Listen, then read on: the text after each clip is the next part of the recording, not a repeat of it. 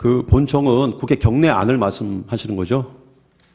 본청은 이제 그 의사당, 의사당? 외곽. 예, 그러니까 딱 정면으로 바라봤을 때 본청이 있지 않습니까? 예. 국회의사당, 그러니까 회의실, 본청 회의실이 있는 거. 예, 건물. 예, 그 건물을 본청이라고 그러고, 예. 그 다음에 외곽이라는 것은 울타리. 예. 그러니까 국회 경내안을 말씀하시는 거죠? 투입이. 수방사요? 아니요. 질문의 내용을 잘 이해를 못 하시는 것 같아서 제가 다시 한번 말씀드리겠습니다. 이와 같이 국회에 280명만을 보내는 것으로 하였는데요. 증인의 공소장이 기재에 의하면 특전사가 약 462명, 수방사가 212명 정도 투입이 됐습니다. 대통령이 지시한 병력보다 많은데 이렇게 많은 인원이 투입된 이유가 뭔가요? 아, 그거는 본청의 질서 유지를 위해서 최초 투입된 특전사 병력은 280명이 맞습니다. 예. 그 280명 맞는데 그 280명으로 질서 유지를 하다 보니까 이게 너무 병력이 상대적으로 너무 적어서 특전사령관하고 얘기하면서 추가적으로 더 가용한 병력이 있냐 그러니까 한 180명, 200명이 좀 안 되는 180명 정도 가용하다 그래갖고 그러면 그 인원을 혹시 모르니까 좀 추가로 좀 보내면 안 되겠냐 그래서 이제 추가로 보내겠다고 해가지고 보냈으면 좋겠다고 특전사 사령관의 의견을 듣고 해서 그 추가로 이제 들어오는 걸 했는데 이게 그 병력이 추가로 들어온 시간이 거의 해제 시간, 그 계엄 해제 시간하고 맞물려 버렸습니다. 예. 그러다 보니까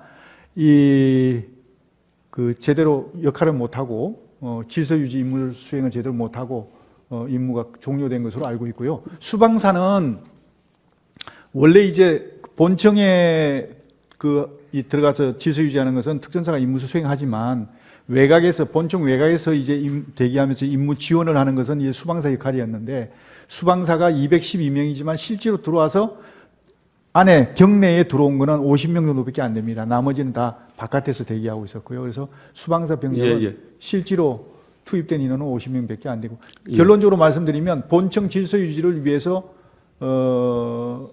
투입된 인원은 대통령께서 최초 지시하신 280명이 거의 주로 했다 이렇게 보시면 되겠습니다. 그 본청은 국회 경내안을 말씀하시는 거죠? 본청은 이제 의사당, 의사당? 외곽. 예, 그러니까 딱 정면으로 바라봤을 때 본청이 있지 않습니까? 예. 국회의사당, 그러니까 회의실, 본청 회의실이 있는 거. 예, 건물. 예, 그 건물을 본청이라고 그러고, 예. 그 다음에 외곽이라는 것은 울타리. 예. 울타리를 외곽이라고 그럽니다. 그러니까 국회 경내안을 말씀하시는 거죠? 투입이. 수방사요? 아니요. 그냥 병력 투입이라는 그 개념이. 특전사 280명은 본청 내부에 들어가서 질서 유지를 했고요. 예.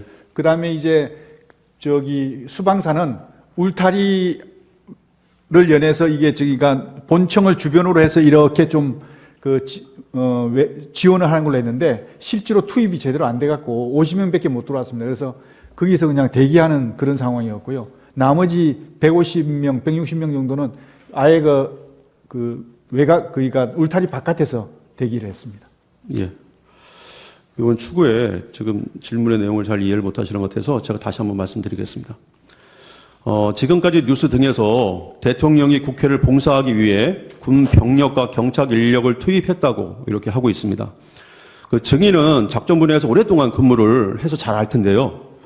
국회를 봉쇄하고 국회의 의결을 막고자 했다면 최소한 어느 정도 규모의 병력이 필요합니까? 그게 이제 그렇게 판단을 하려고 그러면 계략적으로 이제 울타리, 그러니까 국회 울타리 길이를 어느 정도 알아야 되는데 제가 알기로는 한 3, 4km 되지 않을까 싶습니다. 예.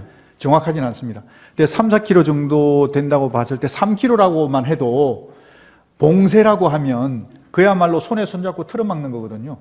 그렇기 때문에 거의 1m 간격으로 병력을 배치해야 됩니다. 그러면 3km를 1m 간격으로 하면 3,000명이 소요되지 않습니까?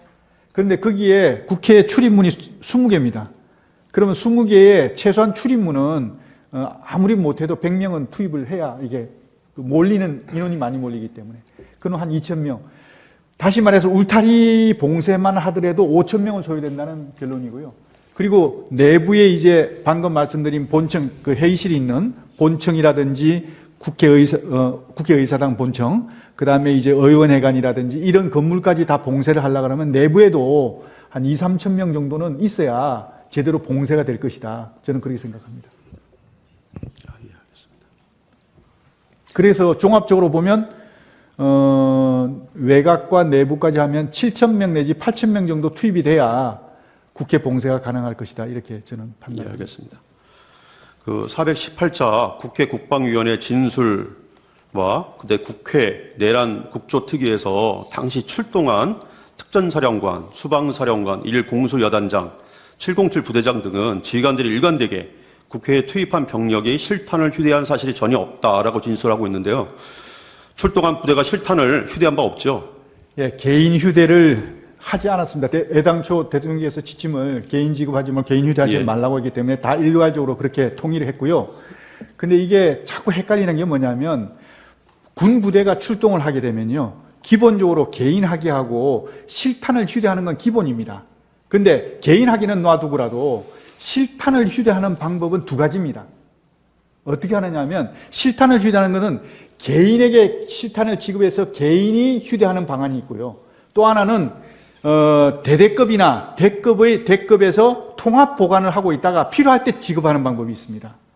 그런데 이번에는 안전 문제 때문에 개인에게 지급하지 않고 통합 보관했다는 것입니다. 예. 그래서 이거를 자꾸 이제 언론에서도 왜 실탄 가져갔는데 안 가져갔다 그러냐 이렇게 얘기하는데요. 가져가긴 가져갔죠. 그런데 통합 보관했다는 겁니다. 통합 보관해서 대대급이나 대급이 그 통합 보관한 상태에서 휴대를 한 것이죠. 그런 차이가 있다. 개인이 휴대한 바는 없지 않습니까? 그렇습니다. 그 예. 개인 휴대 안 한 것은 안전 때문에 안 한 겁니다. 예, 알겠습니다. 네. 여러분들은 지금까지 이런 이슈들을 보게 되면 어떤 생각이 드셨나요? 제가 항상 여러분들께 뉴스만 평소에 잘 챙겨보셔도 돈이 된다. 돈을 벌 수 있다고 말씀을 드렸는데요. 그 이유는 제가 지난 5월 초에 여러분들께 뭐라고 말씀을 드렸죠? 지금은 정부가 주목하고 있는 K푸드에 관심을 가져야 한다. 뉴스만 보고 끝내지 마시고 투자 쪽으로 한번 생각해 보셔야 한다. 라고 말씀을 드렸습니다. 그리고 나서 이런 썸네일들을 뉴스를 통해서 많이 보셨을 텐데요. 이렇게 정부가 정책으로 밀어주는 산업이 이슈가 됐을 때 정보에 민감한 부자들은 어떻게 생각할까요?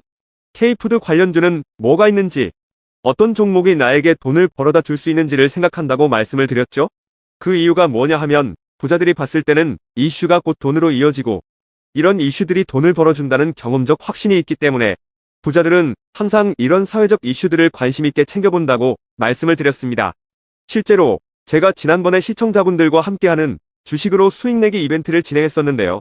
당연히 100% 무료로 진행했고 여기 보시면 저한테 구독이라고 문자 남겨주신 모든 시청자분들께 이렇게 K푸드 관련주 중에 가장 급등할 확률이 높은 한성기업 딱 한 종목을 여러분들에게 추천을 드렸어요. 그러면서 여기 나와 있는 대로 정확하게 얼마에 사야 하는지 그리고 어느 정도 올랐을 때 팔아야 하는지 이런 부분들까지 자세하게 알려드렸었는데 결과가 어떻게 되었죠? 오른쪽을 보시면 아시겠지만 제가 5월 2일에 문자로 이 한성기업을 소개해드리고 나서 주가가 이렇게 2배 넘게 급등이 나왔다. 그래서 당시에도 굉장히 많은 분들이 제가 드린 한성기업으로 수익을 내셨을 텐데요. 다시 한번 축하드린다고 말씀을 드리고 이번에도 마찬가지입니다. 최근에 정부가 집중적으로 밀고 있는 산업이 해외 건설 시장이고 그 중에서도 K신도시에 대한 관심도가 계속해서 높아지고 있기 때문에 관련 종목들이 부각받을 수밖에 없다. 그 중에서도 정부가 가장 핵심적으로 밀어줄 것으로 예상되는 K신도시 대장주 한 종목에 돈이 몰릴 것이다. 당연히 우리가 이쪽으로 생각해야 한다는 겁니다. 그래서 이번에도 지난번과 똑같이 저에게 신청이라고 문자 보내주시면 정부가 강력하게 추진할 것으로 예상되는 K신도시 정책주 중에 앞으로 대장주 역할을 하면서 주가가 가장 크게 급등할 한 종목을 구독자분들에게 문자로 종목명과 사고 파는 시점을 모두 알려드리겠습니다. 그래서 여러분들이 주식으로 돈 버는 연습을 한번 해보시라 이렇게 말씀을 드리고 지금 이 영상을 보시는 시청자분들 중에 나도 이번 종목이 궁금하다 하시는 분들은 누구나 상관없이 그리고 어느 시간대나 상관없이 부담없이 이렇게 상단에 제 번호를 항상 남겨놓고 있습니다. 제 번호 010-4406-8870번으로 저에게 지난번처럼 신청이라고 문자 보내주시면 제가 이번에도 똑같이 무료 추천 급등주 문자를 보내드리겠습니다. 이해되시죠? 그래서 제 번호 010-4406-8870번으로 신청이라고 문자 보내주시면 여러분들이 직접 이슈를 통해서 돈 버는 연습을 해보실 수가 있는 거고 제가 돈을 받는 것도 아니고 투자를 대신해드리는 것도 아니기 때문에 부담없이 신청해주시면 되는 겁니다. 그리고 수익이 나면 저는 다른 것은 바라지 않습니다. 제 채널에 구독, 좋아요 한 번씩만 눌러주시면 감사하겠습니다.